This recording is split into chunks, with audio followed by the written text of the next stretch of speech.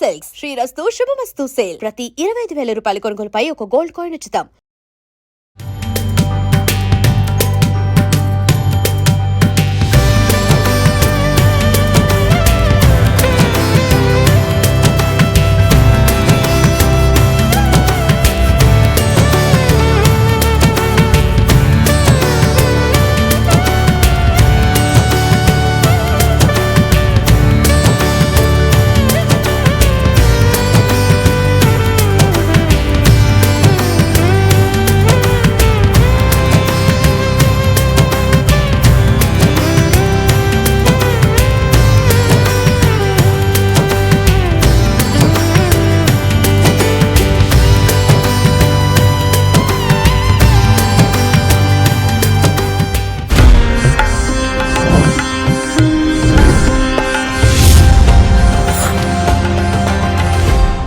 ఐడ్రీమ్ ప్రేక్షకులకు నమస్కారం. దైవానుగ్రహం కార్యక్రమానికి స్వాగతం.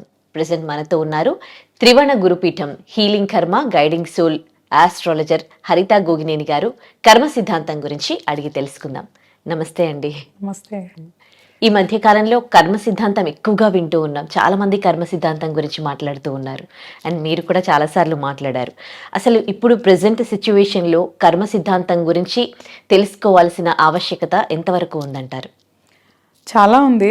ఎందుకంటే మేము బిలీవ్ చేసేది ఏంటి అంటే మనిషి యొక్క జీవితం మొత్తం కూడా ఆ కర్మ సిస్టంలోనే రన్ అవుతూ ఉంది. సో బేస్డ్ ఆన్ పాస్ట్ కర్మనే ప్రజెంట్ లైఫ్ ఆధారపడి ఉంది. అండ్ ఏదైతే ఇప్పుడు గ్రహాలు అవన్నీ కూడా దానికి తగ్గట్లే కూర్చొని ఒక మనిషి జీవితాన్ని ప్రభావితం చేస్తున్నాయి. కాబట్టి ఈ కర్మని ఎంత తగ్గించుకోగలము అనేది చూసుకొని అట్లీస్ట్ ఫ్యూచర్ కర్మ బ్యాడ్గా జనరేట్ చేసుకోకుండా చూసుకొని ఈ లైఫ్ ఎంతో కొంత బెటర్ చేసుకొని ఓకే మనకి తెలియని లైఫ్ అయినా రేపు మళ్ళీ పుట్టి మళ్ళీ ఇదంతా అనుభవించటం ఎందుకు అనుకుంటే అట్లీస్ట్ నెక్స్ట్ లైఫ్ కూడా బెటర్ చేసుకోవడానికి ఈ లైఫ్లో మన చేతుల్లో అవకాశం ఉంది అనమాట. సో అందుకనే కర్మ సిద్ధాంతాన్ని కొంచెం అర్థం చేసుకొని ప్రజెంట్ లైఫ్ని మనం ఎంతో కొంత సెట్ చేసుకోవటమే కాకుండా ఫ్యూచర్ అంటే మనకి తెలియని నెక్స్ట్ లైఫ్ కూడా బెటర్ చేసుకునేదానికి ఎక్కువ ఛాన్సెస్ ఉన్నాయి. ఓకే. చాలా మంది పెద్దవాళ్ళు నా కర్మ ఇంకా నా జీవితం ఇంతే అని అంటూ ఉంటుంటారు. ఈ మధ్య కాలంలో ఎట్లాంటి ఇన్సిడెంట్స్ జరుగుతూ ఉన్నాయో చూస్తున్నారు. ముఖ్యంగా భార్యాభర్తల విషయంలో కొంతమంది భార్యాభర్తల్లో ఒకరు మంచి వాళ్ళు కాదనుకోండి, కొంతమంది కాంప్రమైజ్ అయ్యి బతుకుతూ ఉంటారు వాళ్ళకి పిల్లలు ఉండడం వల్ల. కొంతమంది ఏమో నా లైఫ్ నేనెందుకు కాంప్రమైజ్ అవ్వాలి అని అనుకుంటూ ఉంటారు. అంటే నా కర్మలో ఇంతే రాసి పెట్టుంది, నేను అనుభవించాలి అని అనుభవించడం బెస్టా, లేకపోతే నా జీవితం ఇంకొకరి కోసం సాక్రిఫైస్ ఎందుకు చేయాలి అనుకొని తనకు నచ్చినట్టుగా ఉండడం బెస్టా? మీరు ఇచ్చే సజెషన్ ఏంటి? యాక్చువల్గా ఇక్కడ 2 థింగ్స్ ఉంటాయి ఉదయశ్రీ.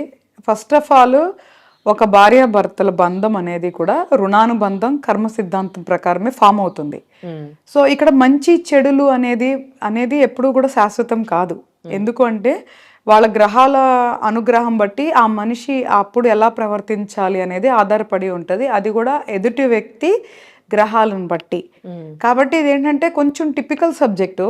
బట్ సింపుల్గా మనం మాట్లాడుకుంటే ఒక భార్యాభర్తలు అంటే ఒక అమ్మాయి అబ్బాయి కలిసి పెళ్లి చేసుకోవటానికి కూడా ఒక రుణానుబంధం కర్మ సిద్ధాంతం అనేది ఫస్ట్ ముడిపడి ఉంటుంది. వాళ్ళు పెళ్లి చేసుకున్న తర్వాత వాళ్ళు సంతోషంగా ఉండాలా లేదా అనేది వాళ్ళ గ్రహాల స్థితిగతులను బట్టి ఉంటాయి. ఆ గ్రహాల స్థితిగతులు ఎలా వచ్చినాయి అనేది మనం మాట్లాడుకుంటానంటాం. కర్మానుసారం వాళ్ళ గ్రహాల స్థితిగతులు వస్తాయి అన్నమాట. కాబట్టి ఇప్పుడు ఒకరికి పెళ్ళయి అమ్మాయి అయినా అబ్బాయి అయినా సంతోషంగా లేరు అంటే 100% వాళ్ళ సెల్ఫ్ కర్మ బట్టే వాళ్ళు సంతోషంగా ఉండరు తప్ప ఎదుటి వాళ్ళని ఇందులో బ్లేమ్ చేసేదానికి చాలా తక్కువ ఆవశ్యకత ఉంటుంది. ఇంకొకటి ఏంటి అంటే సరే దాంట్లోంచి మనం ఎట్లా బయటకు రావాలి అనే పాయింట్ మనం మాట్లాడుకుంటే ఒకటి ఫస్ట్ యాక్సెప్ట్ చేయాలి. వాళ్ళది ఏదైతే బ్యాడ్ వాళ్ళ లైఫ్లో ఏదైనా ఇబ్బందికరంగా జరుగుతున్నప్పుడు ఫస్ట్ యాక్సెప్ట్ చేయాలి.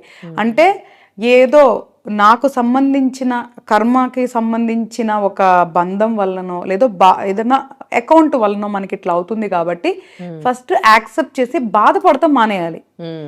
ఈ బాధ అనేది మనసుకి శరీరానికి సంబంధించింది తప్ప సోల్కి సంబంధించింది కాదు. సో ఫస్ట్ మనం అది అర్థం చేసుకోవాలి. ఎప్పుడైతే ఓకే ఒక భర్త భార్యని బాధ పెట్టినా ఒక భార్య భర్తని బాధ పెట్టినా ఓకే నేను ఇంతకు ముందు ఇలాంటిది ఏదో చేస్తుంటాను కాబట్టి ఇది నాకు తిరిగి వస్తుంది అని ఫస్ట్ అర్థం చేసుకొని దాన్ని మైండ్కి తీసుకోకూడదు.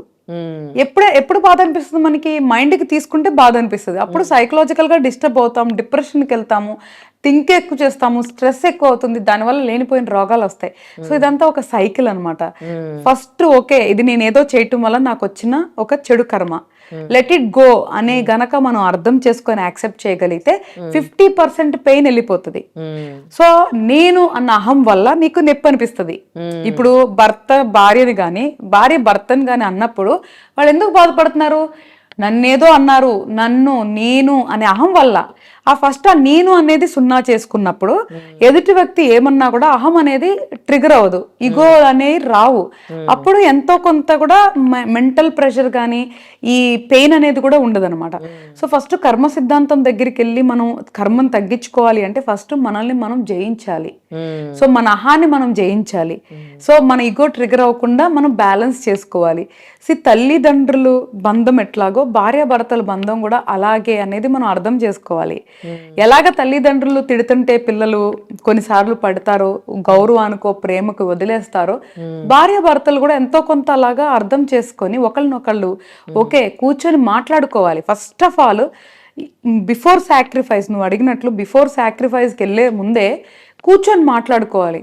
నువ్వు ఇలా అంటే నేను బాధపడుతున్నా, నాలో ఏమన్నా తప్పులు ఉన్నాయా, నువ్వు ఇలా మాట్లాడటానికి నేనేమన్నా చేశానా? సో మన ఇద్దరం ఒకరినొకరు అలా అనుకోకుండా ఉండి క్వాలిటీగా బతకాలంటే ఏం చేయాలి అని మాట్లాడుకోవాలి. ఎంతమంది అలా మాట్లాడతారు చెప్పు?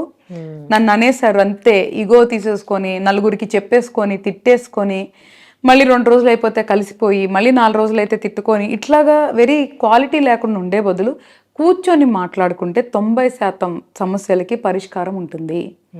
నువ్వెంత నేనెంత అని ఈగోస్కి వెళ్ళిపోతే సమస్యలకి పరిష్కారం రాదు.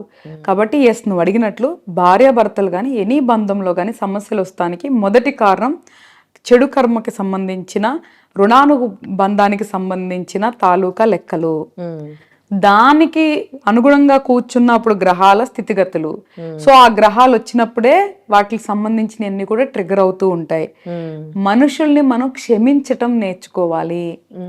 మనకున్న సిచ్యువేషన్ ని అర్థం చేసుకొని అంగీకరించటం నేర్చుకోవాలి.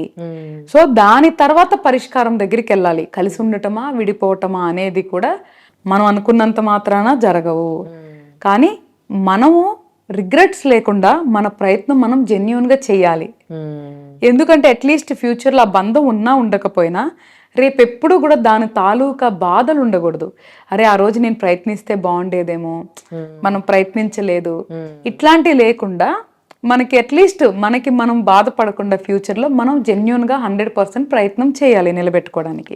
ఓకే, మీరంటే కర్మ సిద్ధాంతం గురించి తెలుసుకున్నారు, మొత్తం అంత ప్లెజెంట్గా ఉండగలరు. కానీ హ్యూమన్ నేచర్ ఏంటి, ఏదైనా చిన్నది ఏమైనా జరిగినప్పుడు మనసు అనేది ఫీల్ అవుతుంది, హర్ట్ అవుతుంది, బాధపడుతుంది, ఏడుస్తుంది. ఇన్ని ఎమోషన్స్ని కంట్రోల్ చేసుకోవడము సామాన్య మనుషులతో అయ్యే పనేనా? తప్పకుండా అవుతుంది శ్రీ. ఎందుకంటే నేను కూడా చాలా సామాన్యురాలిని. నేను ఒక నార్మల్ కుటుంబంలోనే పుట్టాను. ఇప్పుడు నాకు కొన్ని మేబీ ఏదైనా డెవోషనల్ స్పిరిచువల్ కానీ ఒక శక్తి రీచ్ అవటానికి కూడా నేను అతి సామాన్యుడు చేసే ప్రయాణం కంటే కూడా చాలా పెయిన్ఫుల్ జర్నీ చేశాను. ప్రతి దాంట్లో నేను అర్థం చేసుకున్నాను, ప్రతిదీ నేను యాక్సెప్ట్ చేశాను, దాని నుంచి ఓవర్కమ్ అయ్యాను. సో నాకు అప్పుడు కనీసం చెప్పేవాళ్ళు లేరు, కర్మ గురించి ఎక్స్ప్లెయిన్ చేసే వాళ్ళు లేరు, ఒక గురువు లేరు, ఒక సపోర్ట్ కూడా లేరు. అలాగ నేనే ఒక అతి సామాన్యురాలని ఎంత జర్నీ చేసినప్పుడు anybody can do in this world. ప్రతి ఒక్కళ్ళు కూడా కర్మ సిద్ధాంతాన్ని అర్థం చేసుకొని ఓవర్కమ్ అవ్వచ్చు. మేబీ నాకు తొందరగా అర్థమై ఉండొచ్చు, కొంతమంది కొంచెం లేట్గా అర్థం అవ్వచ్చు. కానీ అర్థం చేసుకోవటం అయితే మాత్రం కష్టమైన విషయం కాదు. దాని నుంచి బయటికి రావటం కూడా కష్టమైన విషయం కాదు, ప్రయత్నిస్తే. అయితే ఒక ప్రయత్నించాలి. నువ్వు అన్నట్లు ఓవర్ నైట్ అవ్వవు. కొంతమందికి ఒక రోజు పడితే, కొంతమందికి నెల పట్టొచ్చు, కొంతమందికి సంవత్సరం పట్టొచ్చు. కానీ ప్రయత్నిస్తే మాత్రం ఫలితాలు తప్పకుండా ఉంటాయి అన్నమాట. ఓకే, అంటే కర్మ సిద్ధాంతానికి సంబంధించి ఏమైనా బుక్స్ చదవాలా? ఇప్పుడు మీలాంటి వాళ్ళు చాలా మంది మాట్లాడుతూ ఉన్నారు. ఇప్పుడు చెప్పారు మీరు మంచి మంచి మాటలు, మనిషిని క్షమించడం లాంటివి.